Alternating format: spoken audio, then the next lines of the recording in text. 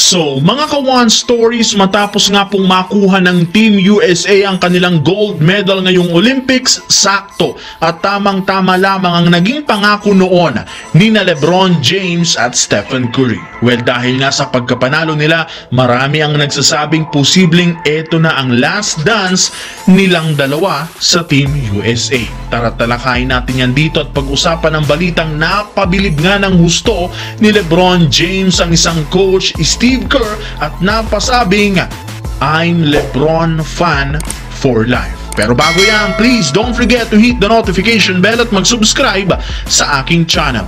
Hindi nga po mga ka-One Stories nakapaghintay pa ang mga players ng Team USA na i-celebrate ang kanilang pagkakakuha ng gintong medalya sa Olympics, gayong sinimulan nga agad ito sa isang park sa Paris. Yes mga ka-One Story, sobrang saya ng kanilang mga players na una na magkaroon ng champagne party sa pangunguna ni LeBron James at Stephen Curry na siyang nagbuhat sa USA para makuha nila ang gintong medalya. Tinupad lang naman nga po nila ang kanilang pangako sa USA na mananalo at mababawi nila ang medalya ngayong Olympics. Kung inyong ang matatandaan, sa unang araw noong training camp ng USA, sinabi na nga po ni na LeBron James at Stephen Curry na panahon na para sabay silang makakuha ng gold medal. Para nga kay Stephen Curry, eto na nga po ang kanyang unang gold medal sa Olympics, habang kay LeBron naman, eto na ang pangatlong gintong medalya at posibleng huli na rin. Gayong mismong siya na ang nagsabi sa media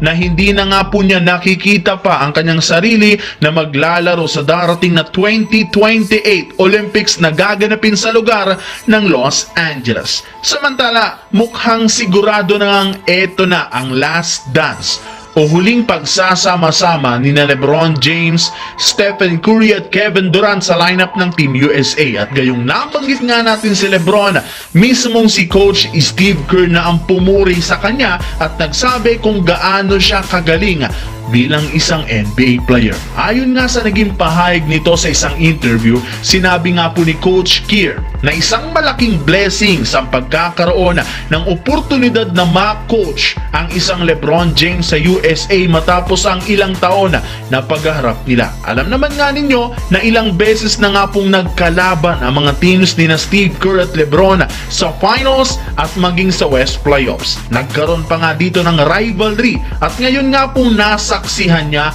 ng harap-harapan ang mga ginagawa nitong practice at sa totoong game, mas lalo lamang nga siyang humanga. Aminado nga po si Steve Kerr ngayon na kayang-kaya nga talaga nitong gawin ang lahat ng bagay. Sa katunayan, na-master nga nito ang halos lahat ng parte ng laro na siyang rason bakit nananatili pa rin ito sa liga sa kabila ng kanyang edad. Kaya dahil nga sa mga iyan, aminin man nga po niya sa hindi, isa siyang fan ni LeBron James habang buhay.